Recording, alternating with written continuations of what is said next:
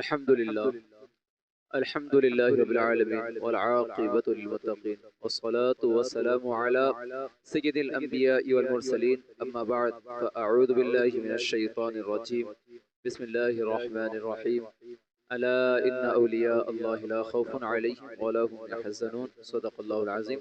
आइए सबसे पहले हुज़ूर अहमद मुज्तबा मोहम्मद मुस्तफ़ा अरवाहुना फ़िदा सल्लल्लाहु अलैहि वसल्लम की बारगाह नाज़ में दुरूद व सलाम पढ़ें। अल्लाहुम्मा सल्लि अला सय्यिदिना शफ़ीना हबीबिना व नबीना व मौलाना व मअवाना व मलजाना मुहम्मद व बारिक व सल्लिम सलातन व सलामुन अलैका या रसूलल्लाह व अला आलिका व अस्हाबिका या नबी अल्लाह सल्लल्लाहु अलैहि वसल्लम। सामईन किराम, गौसे आज़म रज़ी अल्लाह तआला अन्हु के मुताल्लिक़ बहुत मर्तबा आपने सुना होगा, बहुत सी बातें सुनी होंगी। गौसे आज़म रज़ी अल्लाह तआला अन्हु की ज़िंदगी के मुताल्लिक़ करामात तो हमने बहुत सुन रखी हैं। उनकी तालीमात, किस चीज़ ने उन्हें अल्लाह के ज़्यादा करीब कर दिया, ये शायद हमें आज तक मालूम ना हो, मालूम हो तो ज़हन में हाजिर ना हो। गौसे आज़म दस्तगीर रज़ी अल्लाह तआला अन्हु हसनी सैयद हैं। आपके वालिद का नसब इमाम हसन तक पहुंचता है। एक बात और आपको मैं बताता चलूं, यहाँ पर करबला का वाक़या आप लोगों ने सुना भी है। हम क्या कहते हैं कि करबला से वापसी जब हुई तो अहले बैत से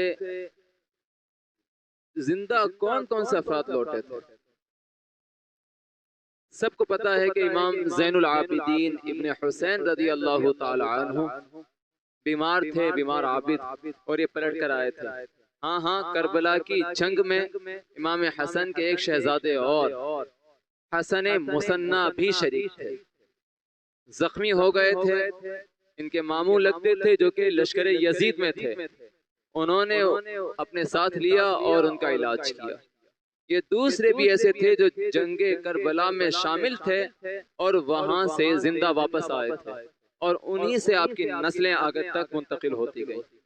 उन्हें बोलते हैं हसन मुसन्ना। दूसरे हसन, हसन इब्ने अली बिन अबी तालिब।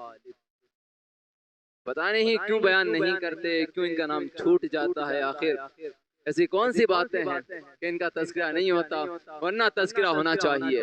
क्योंकि हसन मुसन्ना इतनी अजीम शख्सियत हैं कि इमाम मेहदी भी आएंगे तो इमाम मेहदी भी हसन मुसन्ना की नस्ल से होंगे। दाता गंज बख्श लाहौरी अली रहमा भी हसनी सैयद हैं, वो भी इन्हीं की नस्ल से है। हुज़ूर गौसे आज़म रज़ी अल्लाह तआला अन्हु हसनी है, वालिदा हुसैनी है, नजीबुत तरफ़ैन है। दोनों माँ बाप की तरफ से आप सैयद हैं, अहले बैत तक हैं, यानी हसन के औलाद से भी और हुसैन के औलाद से भी। लेकिन अब वो बात है ना कि बंदा खुद कमाल का इतना मालिक नहीं होता जब तक कि उसके माँ बाप कमाल के मालिक ना हो। माँ बाप जितने अच्छे होंगे औलाद ही उतनी अच्छी होगी। आप बच्चों को पढ़ाकर नहीं सिखा सकते, समझाकर उन्हें नहीं सिखा सकते, बताकर उन्हें नहीं सिखा सकते, बल्कि बच्चा तो आपके किरदार से सीखेगा, माँ बाप को देख कर सीखेगा। माँ बाप क्या करते हैं ये वो देखेगा तो सीखेगा। हाँ, बाप अगर झूठा होगा, कारोबारी आदमी है, बाप बैठा हुआ है दुकान में, बेटा भी पास में बैठा हुआ है, एक तरफ बाप बेटे को कहे बेटा सच बोलना, झूठ ना बोलना, सारे काम अल्लाह वाले करना। वहीं अगर कोई शख्स सौदा खरीदने आ जाए और वही अपनी कुर्सी पर बैठा हुआ है और वो कहता है कि इतने में लगा ले, वो कसम खुदा की मुझे इतने में नहीं पड़ा। बेटे को पता होता है कि मेरा बाप मेरे सामने झूठ बोल रहा है, और वो भी खुदा की कसम खा के झूठ बोल रहा है। अब बताएं तो सही कि बाप मुंह से तो कहता रहा कि बेटा झूठ ना बोलियो, सच बोलना, लेकिन खुदा का नाम लेकर कसम खुदा की खाकर झूठ बोल रहा है वो खुद। उसका बेटा क्या सीखेगा? उसका बेटा वो सीखेगा जो बाप खुद कर रहा है। हाँ, तो गौसे आज़म रज़ी अल्लाह तआला अन्हु आपकी परवरिश भी आपकी माँ की गोद से हुई, क्योंकि गोद जितनी पाकीज़ा होगी पैदा होने वाली औलाद भी उतनी पाकीज़ा होगी।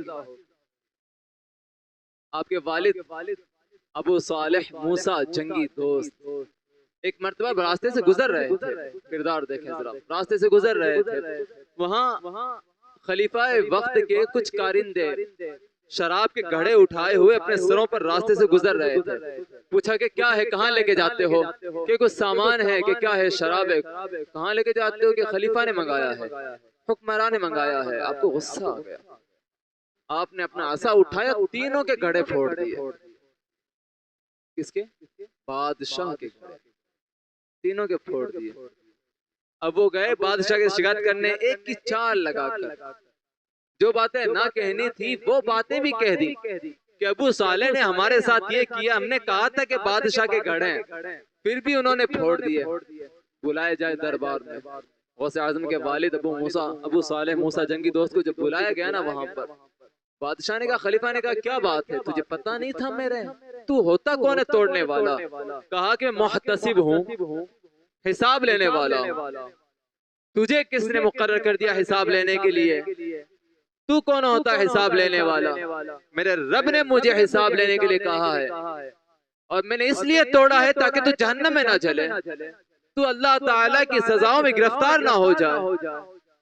उसका दिल तड़प उठा कि ये कैसी बात कह दी इसने। जब खुदा का नाम आया, आवाज में रौब भी था, हक्कानियत, लिल्लाहियत, खुलूस था, तो कुछ बोल ना सका। जब ये कहा ना कि अल्लाह ताला ने मुझे, वो समझा नहीं। कहा तामुरून बिल मारूफ व तनहून अनिल मुनकर, अल्लाह ताला ने मुझे मनसब सौंपा है कि तू भलाई का हुक्म देना, बुराइयों से रोकना। अब तेरी तरफ से कोई गलत काम होने वाला था, अल्लाह ताला ने मुझे मुहतसिब बनाया तो मैंने अपना हिसाब कर लिया है। कहता है कि मैं मनसब देता हूँ, मेरे यहाँ मुहतसिब हो जाओ, मेरे यहाँ लोगों का हिसाब करने इस अंदाज से। कोई शराब में मुब्तला हो तो उसे रोक लेना, कोई हराम काम में मुब्तला हो उसे रोकना। तो कहते हैं कि नहीं नहीं, जो अल्लाह ताला के दर की नौकरियां करता है उसे मखलूक के दर की नौकरियां रास नहीं आती। अब बताएं तो सही, जब बाप इतना आला हो, इतने अच्छे किरदार का मालिक हो, जो एक एक काम करते हुए मखलूक की फिक्र ना करे, अल्लाह ताला की रजा जोई में सब कुछ करता जाए, उसके यहाँ पैदा होने वाली औलाद कहाँ अल्लाह से गाफिल होने वाली हो। फिर माँ भी तो वही है ना, फिर माँ भी वही है। माँ का क्या कहना। सिफत वाक़े बहुत सुने हैं आपने, बहुत वाक़े सुने हैं। इतना जान लें कि जिसका बाप गवाही देता हो, बाप बरसर ऐलान कहता हो कि अंधी है वो, अपाहिज है वो, चल नहीं सकती, हाथ काम नहीं करते, बोल नहीं सकती, और जब देखा जाता है तो वो कुछ और निकलती है। क्यों? क्या सिफत बताइए एक बाप ने अपनी बेटी की? कहा हराम नहीं देखती इसलिए अंधी है, हराम नहीं पकती इसलिए गूंगी है, गुनाह की जानिब कभी चली नहीं इसलिए लंगड़ी है ये, हाथ कभी हराम की जानिब उठाए नहीं इसलिए अपाहिज है ये। अब देखें ना कि बाप गवाही दे तो हमारी कौम की बेटियों को कैसा होना चाहिए, कितना साफ किरदार होना चाहिए कि बाप बेटी को अंधी भी कहे तो इसलिए कहे कि बेटी खुदा के खिलाफ काम नहीं करती, अल्लाह के खिलाफ काम नहीं करती। बाप भी गवाही दे और फिर शौहर भी ऐसा ही मिलता है, वही पाकीज़ा मिलता है कि जिसकी निगाहें बहका नहीं करती, जो गुनाहों में मुलविस नहीं हुआ करता। क्यों? ये तो कुरान का वादा है। क्या है? अल खबीसातु लिल खबीसीन वल खबीसून लिल खबीसात। बुरे मर्द बुरी औरतों के लिए, बुरी औरतें बुरे मर्दों के लिए। और तय्यिबातु लित्तय्यिबून व तय्यिबून लित्तय्यिबात। हाँ हाँ, अच्छी औरतें अच्छे मर्दों के लिए, अच्छे मर्द अच्छी औरतों के लिए। ये तो अल्लाह के यहाँ का कानून है, जो अच्छा होगा उसे अच्छा मिलेगा। इसलिए किरदार अपना भी अच्छा रखें कि आपको भी अच्छा मिले, और बेटियां भी अपना किरदार अच्छा रखें ताकि उन्हें भी अच्छे मिले। और जिंदगी ऐसी गुजरती है तब कहीं जाकर कोई अल्लाह वाला कोख में जन्म लेता है। हाँ देखे तो सही परवरिश कैसे होती है। परवरिश ऐसे होती है, कैसे कैसे? बाबा फरीद गंज शकर का वाक़या सुना आप जानते हैं ना? क्या होता था, माँ सिर्फ खुदा के करीब करने के लिए सिर्फ मुसल्ले के नीचे कुछ शीनी मीठी चीज रख दिया करती थी, इतना ही तो था ना। लेकिन एक रोज ऐसा हुआ कि माँ मौजूद नहीं थी और घबरा भी रही थी कि अगर आज नहीं रखा और मुसल्ला उठा लिया, कुछ नहीं मिला उसके नीचे, तो आज मेरा बेटा मुझे भी झूठी कहेगा और खुदा पर से यकीन उठ जाएगा।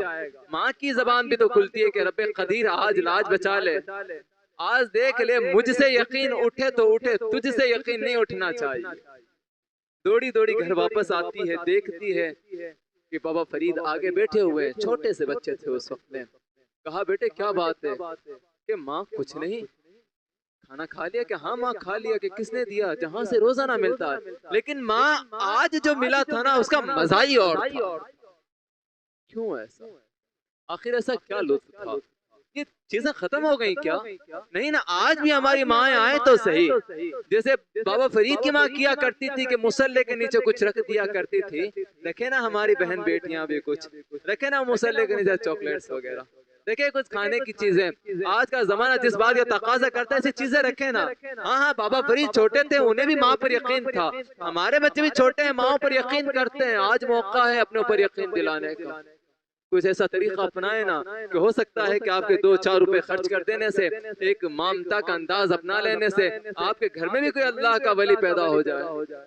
आपका जो बच्चा आपका नाफरमान है, आज शायद 2 दिन आप उसके लिए चॉकलेट रख देना और ये कहना कि अल्लाह ताला राजी हो जाएगा, अल्लाह ताला तुझे देता है। शायद आपका यकीन इतना पुख्ता ना हो, लेकिन आपके यहाँ जो छोटा बच्चा है ना उसका यकीन पुख्ता हो जाएगा। जनाब देखें, ये बातें कुछ और ही हैं, ये लुत्फ कुछ और ही हुआ करता है। नहीं, जिंदगी ये नहीं है, इस्लाम ये नहीं है जो हम और आप जान रहे हैं।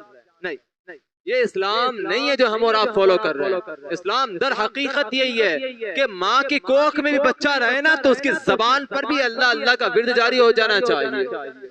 रसूलुल्लाह की मोहब्बत उसके सीने में पेवस्त हो जानी चाहिए। ऐसा आसान नहीं था। हमारी माँ बहन बेटियां गानों में मुलविस हैं, हम खुद गानों में मुलविस है, क्या किसी को कुछ कहेंगे? हमें खुद को अल्लाह का जिक्र पसंद नहीं आता, रसूलुल्लाह का जिक्र हमें पसंद नहीं आता है। हमें भाती ही है दुनिया, गाने सुनने की आदत सी लग चुकी है। नतीजा क्या होता है? हमारे बच्चे छोटे छोटे हैं, अब पूछे इनसे रसूलुल्लाह का नाम क्या है, नहीं जानते हैं। आऊज़ बिल्लाह बिस्मिल्लाह पूछे, नहीं मालूम होता है। क्यों नहीं होता? क्योंकि माओ की जबानों पर जारी नहीं है। बाप गोद में अगर बेटे को लेकर खिला रहा होता है तो उसके मुंह पर भी अल्लाह का नाम और रसूलुल्लाह का नाम नहीं होता। लेकिन पता है अभी इन दिनों एक चीज देखी, अभी जब जुलूस निकला था ना, जुलूस निकलते एक बात थी, देखे लगे किसी को कोई मजाक सी बात लगती होगी। छोटी सी बच्ची, 2 साल की बच्ची, रास्ते से गुजर रहा था जुलूस, नारा क्या था? नारा अपनी जबान का था, पत्ती पत्ती फूल फूल या रसूल या रसूल। जबान पर नहीं नाम सुना था कभी, लेकिन वो जुलूस निकला है ना, उस जुलूस के निकलने के बाद में वो 2 साल का बच्चा बोल ना सकता हो, लेकिन या रसूल की जगह या रसूल बोले, लेकिन बोलता जरूर है। ये कहां से सीखते हैं बच्चे? ये माहौल बनाता है। आपके इर्द गिर्द कैसे लोग रहते हैं ये आपको पैदा करते हैं कि आप कैसे बन सकते हैं। अगर माएँ अच्छी हों तो औलाद अच्छी होगी, बाप अच्छे हों तो औलाद अच्छी होगी। ऐसे ही थोड़ा ना था कि गौसे आजम 18 पारों के हाफिज हो जाते हैं। कुतुबुद्दीन बख्तियार काकी 14 पारों के हाफिज हो जाते हैं। कैसा होता है? ये ऐसा होता है, कुतुबुद्दीन बख्तियार काकी भी पढ़ने गए थे तो उस वक्त उस्ताद ने कहा बेटे क्या पढ़ोगे? कहा सुब्हानल्लज़ी यसरा बिअब्दिही पढ़ूंगा। उस्ताद ने कहा फिर इतना कि इतना मुझे याद है कि जिसके पास 14 पारे याद किए थे उसके पास ही पूरा कुरान हिफ्ज कर लेते हैं। कि नहीं उस्ताद मोहतरम, मेरी माँ को 14 ही पारे याद थे जो मेरी माँ ने मुझे याद करवा दिए। समझ में नहीं आया, इतनी कम उम्र माँ ने याद करवा दिया कैसे? कहते हैं कि जब मैं अपनी माँ की कोख में था तो कुरान की तिलावत करती थी, मुझे दूध पिलाती तो कुरान की तिलावत करती थी। रोजाना मेरी माँ जब तक 14 पारे दौरा नहीं लेती थी उस वक्त तक अपना काम तमाम नहीं करती। बर्तन धोती, खाना पकाती, कपड़े धोती, तब भी मेरी माँ के मुंह पर यही 14 पारे तिलावत में रहते थे। क्या खूबसूरत घर होगा ना, का लुत्फ आता होगा ना। यकीन जाने मैं आज आपसे कहूं कि आपको लगता है कि आपकी बेटी प्यारी है, एक मर्तबा उसे कुरान सिखाएं और खूबसूरत अंदाज में जब आपकी बेटी पढ़ेगी ना, अऊज़ु बिल्लाहि मिनश शैतानिर रजीम, वो जितनी मीठी आवाज आपको लग रही थी ना अपनी बेटी की, आपके दिल को छू रही थी ना, कि कई बेटी दर्द से आह करती थी, दिल तड़प उठता था ना। यकीन जाने जिस दिन आपकी बेटी ने अपनी जबान से आऊज़ बिल्लाहि बिस्मिल्लाह खूबसूरत पढ़ा हो और सूरह फातिहा या सूरह इखलास की तिलावत की हो, वो जो दर्द, वो एहसास जो उसकी आवाज से आएगा ना, आपकी मरी हुई रूह को जिंदगी बख्श देगा। वो बहुत लुत्फ है इसके अंदर, बेटियों को और ज्यादा खूबसूरत बनाता है। ये लाडले लाख होते होंगे लेकिन कुरान जब जबान पे जारी हो जाए ना तो और अजीज होने लग जाते हैं। यही वो चीजें थी जिन्होंने बच्चों को औलिया अल्लाह बचपन में बना दिया करते थे। लेकिन गौसे आजम रदी अल्लाह तआला, शेख अब्दुल कादिर जिलानी रदी अल्लाह तआला एक बात समझने की है, हम और आप याद नहीं करते इस बात को। फिर आता हूँ पलट कर एक बात पर, यूं ना कहना खुदा ऐसा ना कहना कि औलिया अल्लाह ने कुछ नहीं किया, खुदा ऐसा ना कहना कि औलिया अल्लाह ने कुछ नहीं किया, ये किसी काम के नहीं है, इनसे ये कुछ भी नहीं है। खुदा ऐसा ना कहना, क्योंकि इन्होंने जो काम किया हम और आप नहीं कर सकते। आज जो नारे लगाते हैं, खुदा बुरा लगे तो लगे, लेकिन बात हक कहूंगा। अगर कोई ये कहते हैं जो नारे उठा के ले आए मिर्जा साहब के, बाबे शही कोई नहीं, खुदा उन्हीं से जाकर एक बात पूछ लेना, सिर्फ एक बात। आपका ईमान गवारा करे तो आप अपने आप से पूछना कि उस बंदे ने कितने मुसलमान बना दिए हैं, कितने लोगों के ईमान की हिफाजत की है। लेकिन अगर बाबों की बात करते हैं, औलिया अल्लाह की बात करते हैं, मेरा पूरा हिंदुस्तान इस बात की गवाही देता है कि ख्वाजाए अजमेर ने 90 लाख मुसलमान बनाए। क्या किया इन्होंने? हाँ, ये किया इन्होंने कि कुफ्र से तारीक दिलों को ईमान की रोशनी बख्शी है। इन लोगों ने मुर्दा दिलों को ईमान की जिंदगी अता की है। गौसे आजम को क्या जानते हैं आप? गौसे आजम रज़ी अल्लाह तआला अन्हु 40 साल तक दर्स में मुब्तला रहे, 40 साल तक आपने पढ़ाया। 70,000 लोग एक नशिस्त में आपको सुनने आया करते थे। कितने? 70,000। हफ्ते के अंदर 3 नशिस्तें होती थी, 3 तकरीरें होती थी गौसे आजम की। तकरीरें ये नहीं हुआ करती थी जो हम और आप करते हैं, तकरीरें होती थी, कुरान और हदीस बयान होते थे, दरसे हदीस का खास एहतिमाम, दरसे तफसीर का खास एहतिमाम। यह आलम होता था कि 40-40, 70-70 जाने गौसे आजम की जबान पे अल्लाह का जिक्र सुनकर खौफ इलाही से विसाले यार फरमाया जाया करती थी, मर जाया करती थी। इतना खौफतारी होता था। काफिरों का यह हाल था कि अगर कोई आ जाता तो गौसे आजम की बात सुनकर मोमिन हो जाया करता था, और कोई अल्लाह वाला आ जाता, मोमिन आ जाता तो उसका दिल तड़प उठता था जब गौसे आजम बयान करते थे। कोई मजाक नहीं था ये सब। क्या कहते हैं? गौसे आजम ने कुछ नहीं किया। आपको तो सिर्फ करामातें मालूम है, आपने करामातें बहुत सुनी है। खुदारा करामतें इतनी आसानी से नहीं मिलती। सुने इस बात को कि करामतों का मनसब बहुत अलग रह गया। असल करामातें क्या है? एक मर्तबा जुमे का दिन था, सुने करामत गौसे आजम की। गौसे आजम ने पहले ऐलान कर दिया कि कल जुमे के रोज तुम सबको सबसे बड़ी करामत दिखाऊंगा। दावा कितना बड़ा है? बहुत बड़ा दावा कि कल तुम्हें सबसे बड़ी करामत दिखाऊंगा। जुमे का दिन था, रश हो गया। जब एक तकरीर में 70,000 सुनने आते हो तो न जाने क्या आलम रहा होगा। और आज तो अब्दुल कादिर का दावा है कि सबसे बड़ी करामत दिखाऊंगा। इब्ने तैमिया को जानते हैं आप? गैर मुक़ल्लिद वहाबी हज़रात अपना इमाम तस्लीम करते हैं। इब्ने तैमिया ने जो कह दिया वो पत्थर पर लकीर मानते हैं ये लोग। इब्ने तैमिया इस बात के कायल था कि गौसे आजम की करामतें तवातुर से साबित हैं। लेकिन एक बात कमाल की है अब्दुल कादिर जिलानी की कि ये मुर्दा दिलों की मसीहाई करता है। ये इब्ने तैमिया का दावा है, जो अल्लाह का पक्का दुश्मन है, जो इब्नुल अरबी को मुल्हिद जिंदीक न जाने क्या क्या कहता है। लेकिन शेख अब्दुल कादिर जिलानी गौसे आजम पर आके क्या कहता है? करामत तवातुर से साबित, लेकिन मुर्दा दिलों की मसीहाई करने वाला, दिलों को जिंदगी बख्शने वाले हैं। ये बहुत बड़ी बात कह दी, क्योंकि अल फज़्लु मा शहीदत बिहिल आदा, कमाल तो वही है जिसका एतराफ दुश्मन कर लिया करते हैं। क्या दावा था कि कल सबसे बड़ी करामत दिखाऊंगा। जुमे की नमाज हो गई, लोग इंतजार कर रहे थे करामत दिखाएंगे। वक्त गुजरा, करामत सामने नहीं आई। कोई देख रहे थे कि कोई डूबी कश्ती निकालेंगे। हाँ, हम और आप तो ही जानते हैं ना, डूबी कश्ती निकालेंगे। हो सकता है कि फिर ठोकर से किसी मुर्दे को जिंदा करेंगे, कहेंगे कुम बिइज़्निल्लाह, कहेंगे कुम बिइज़्नी। हो सकता है कि मुर्दा जिंदा करेंगे, ऐसा ही कुछ। लेकिन पता है क्या हुआ? कोई करामत सामने नहीं आई, किसी ने नहीं देखा करामत को। मुरीदीन आए कि हजरत आपने कहा था कि करामत दिखाऊंगा, लेकिन आपने करामत नहीं दिखाई। कहते हैं कि देखो आज करामत आपने नहीं देखी मेरी? कि नहीं तो कि देखो आज जुमा था, मैंने मिसवाक की थी, मैंने खुशबू लगाई थी, मैंने गुस्ल भी किया था, उम्दा लिबास भी पहना है। आज देखो ना, मेरा एक एक अमल रसूलुल्लाह की सुन्नत के मुताबिक था। कहा कैसे बड़ी और कोई करामत हो सकती है? समझे आप? वो करामतें मत देखे जो करिश्मे होते हो, जो अक्ल को हैरत में डाल देते हो। नहीं नहीं, शेख अब्दुल कादिर कहते हैं कि आज शेख अब्दुल कादिर का एक भी लम्हा, एक भी आन, एक भी वक्त का हिस्सा सुन्नत मुस्तफा के खिलाफ नहीं गुजरा। और तमाम करामतों में सबसे बड़ी करामत रसूलुल्लाह की सुन्नत पर अमल कर लेना है। ये है बात जो जानने की है, ये करामतें सुनने की हैं। इन करामतों पर अमल करना सीखें। आप तो कहेंगे गौसे आजम की सीरत पर चलो, गौसे आजम ने जो किया वो करो। नहीं जनाब, आपको मुर्दे जिंदा नहीं करने, आपको बड़ी बड़ी करामतें नहीं करनी है। आपको क्या करना है, आपको ये तरीका अपनाना है। वो क्या जो गौसे आजम ने किया, एक भी लम्हा आपका रसूलुल्लाह की सुन्नत से खाली ना हो, एक भी लम्हे में आपने हराम काम ना किया हो, तब आपसे बड़ा वली भी कोई नहीं हो सकता। यकीन जाने एक दिन कोशिश करें ना, कभी ऐसा कोशिश करें आप कि कोई काम करने लगे तो सोचें रसूलुल्लाह ने किया था क्या, रसूलुल्लाह की सुन्नत है कि नहीं है। अगर आपको पता चले हाँ रसूलुल्लाह की सुन्नत है, आप कर लें।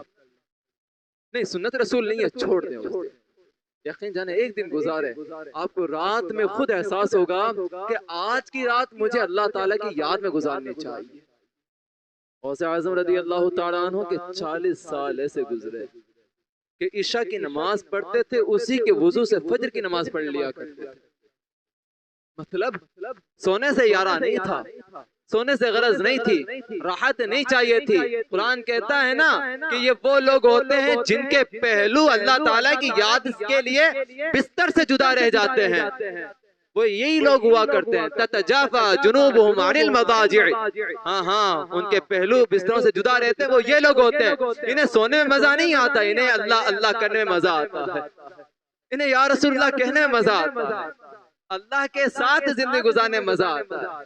क्या कहते हैं, मजा तो बिल्लाह का है, मजा तो फिल्लाह का है, मजा तो मअल्लाह का है। अल्लाह का हो जाए तो बंदा सब कुछ पा लेता है। सुकून जिंदगी में नहीं है, नहीं सोने में सुकून नहीं है। न जाने हम और आप कितने यहाँ पर होंगे जो सोना चाहते होंगे और सोते भी होंगे, लेकिन सुकून नहीं मिलता होगा ना। बहुत पैसे कमा भी लेते हैं हम लोग, बहुत मेहनत भी कर लेते हैं, लेकिन सुकून नहीं मिलता ना। कब मिलता है सुकून? वही कुरान का दावा पलट कर आता है, अला बिज़िक्रिल्लाहि तत्मइन्नुल कुलूब, दिलों का इत्मीनान तो फकत जिक्र इलाही में है। तो सोचें जरा, आप सुकून कहाँ तलाशना है। ये है अल्लाह वालों के तरीके, ये है गौसे आजम का तरीका। हाँ हाँ, गौसे आजम का तरीका बताऊं क्या है? कौन है शेख अब्दुल कादिर जिलानी? कौन है जानते हैं आप? 70,000 सुनने आते हो तो उससे बड़ा पीर कोई होता है? इतनी बड़ी मजलिस हो, आज के अगर कोई पीर साहब हो, बड़ी गाड़ी हो तो बड़े पीर साहब, मुरीदों का जम घटा हो तो बड़े पीर साहब, लिबास चमकदार हो तो बड़े पीर साहब हैं। हाँ, अगर कोई चला जाए तो मुसाफा नहीं लेंगे हजरत, हाथ चूमने के लिए भी बहुत कोशिश करनी पड़ती है। हम जैसे उलमा को करनी पड़ती है जनाब, हमें बहुत कोशिश करते हैं कोई पीर साहब आए तो हम भी हाथ चूमे, लेकिन हाथ तो चूम लेते हैं लेकिन गुफ्तगू का मौका नहीं मिलता। नहीं नहीं, पीर किसे कहते हैं? पहली बात तो यहाँ समझे, गौसे आजम कहते हैं दरस्तुल इल्म हत्ता सिरत खुतबा, मैंने इल्म हासिल किया है तब जाकर मैं कुतुब बना हूँ। और मैंने ये मर्तबे वनिलतु सअदा मिन मौलल मवाली, ये मर्तबे तो मुझे अल्लाह ताला ने बख्शे हैं। कब? पढ़ने के बाद में। हाँ, आज तो पीर साहब के यहाँ पैदा हुए तो अल्लाह के वली पैदा हो गए, ऐसा नहीं होता। इल्म शर्त अव्वल है। फिर गौसे आजम जब रास्ते से गुजरते थे ना, यही शेख अब्दुल कादिर जिलानी जब रास्ते से गुजरते थे, बड़े पीर साहब, क्या कहते हैं, बड़े पीर साहब जब रास्ते से गुजरते तो कोई यतीम बच्चे आ जाते ना, कुछ बात पूछने लगते, तो ऐसा नहीं था कि बच्चों को अलग करके निकल जाते, खड़े हो जाते, थोड़े कान झुकाते, उनकी बातें सुना करते थे। ऐसा हुआ। और जब रास्ते गुजर कोई फकीर मिल जाता है, खाना खाता हुआ होता है, उसके पास नहीं होता, तो गौसे आजम खुद जाते, उसके लिए खाना ले जाते, उसके साथ बैठते, उसी रास्ते पर वो खाना खाया करते थे। ये है पीर होना, ये है मुर्शिद होना, जो हमें सिखाता है कि रहम क्या होता है, मुस्तफा के तरीके क्या हुआ करते हैं। और तलाशते थे कि शहर के अंदर कोई यतीम बच्चा है कि नहीं, जिनका कोई पुरसाने हाल नहीं होता, जिनसे कोई बात करने वाला नहीं होता। शेख अब्दुल कादिर जिलानी गौसे आजम जाते थे, उसके पास पता है क्या करते, उसके कपड़े साफ करते थे, उसे नहलाते थे। हाँ हाँ, यहाँ तक लिखा है कि उनके बालों से जुएं निकालते थे गौसे आजम।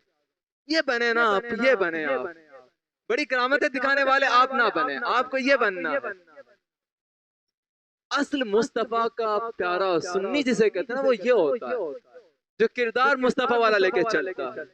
और गौसे आजम रज़ी अल्लाह ताला अन्हु का अंदाज क्या कहा करते थे, मेरे हाथ में ऐसे लगता है जैसे छेद हैं, कोई चीज रुकती ही नहीं है, जो मिलता था उसे सदका कर दिया करते थे, बांट दिया करते थे। इस अंदाज से बने ना, लेकिन फिर एक बात और कहना चला हूं, अब मसला है शेख अब्दुल कादिर जिलानी ने क्या किया है, वो काम किया जो हम और आप नहीं कर सके, बिल्कुल नहीं कर सकते। बड़ों को बुरा कहना बहुत आसान है। एक बहुत मशहूर शेर है ना कि इतनी आसानी से मशहूर किया है खुद को मैंने अपने से बड़े शख्स को गाली देकर। आजकल यही चल रहा है कि आप गौस पाक को गालियां दे लो, अच्छा गरीब नवाज गाली दे लो, फिर लोग आपको फॉलो करेंगे। हमें पता भी तो है ना, पॉजिटिव थिंकिंग तो हमारी है नहीं, हम नेगेटिव चलने की कोशिश करते हैं। जहाँ कोई नेगेटिव बात आई, नकारात्मक बात आई, हम उसे पसंद कर लेते हैं। लेकिन देखें गौसे आजम रज़ी अल्लाह ताला अन्हु ने क्या किया। गौसे आजम के मुरीदों में, आपके खलीफाओं के अंदर, आपके दरबारियों के अंदर नूरुद्दीन जंगी का भी नाम है। कौन नूरुद्दीन जंगी? खलीफा वक्त जिसके मातहत रहकर सलाहुद्दीन अय्यूबी ने परवरिश पाई थी। और यही सलाहुद्दीन अय्यूबी थे जो गौसे आजम के मदरसे के अंदर आकर इल्म हासिल किया करते थे। 561 में गौसे आजम का इंतकाल हुआ था। 583 में फतह बैतुल मुक़द्दस हुआ था। किसने किया था? सलाहुद्दीन अय्यूबी ने।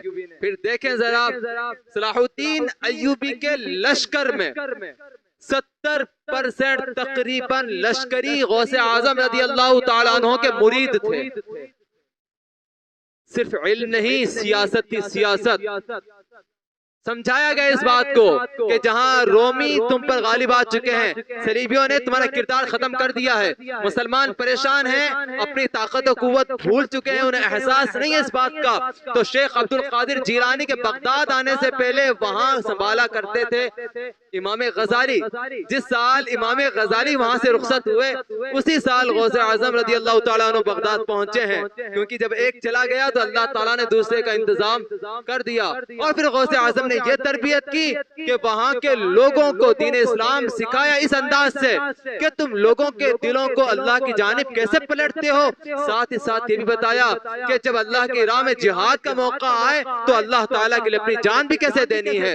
फतह बैतुल मुक़द्दस में सुल्तान सलाहुद्दीन अय्यूबी के साथ मुरीदीन भी थे, लश्करी भी थे। तो गौसे आजम रज़ी अल्लाह ताला अन्हु के मदरसे के पढ़े हुए लोग थे। मदरसा कभी नहीं सुना होगा आपने कि गौसे आजम के पहले उस दौर में कि किसी ने लिखा हो कि मैं गौसे आजम के मजार पे जाके आया, मैं उनके दरबार पर जाके आया। पहले ये नहीं था। बड़े से बड़ा अल्लामा क़ुदामा हंबली अलैहि रहमा, बड़े से बड़ा मुहक्किक मुफस्सिर क्या लिखता था, मैं गौसे आजम के मदरसे में जाके आया हूँ। उस वक्त में भी गौसे आजम की जो ये यूनिवर्सिटी थी, इसमें 400 आसपास के मदरसे मिले हुए थे इसके साथ। इतना बड़ा काम था मदरसों को लेकर। आज क्या है?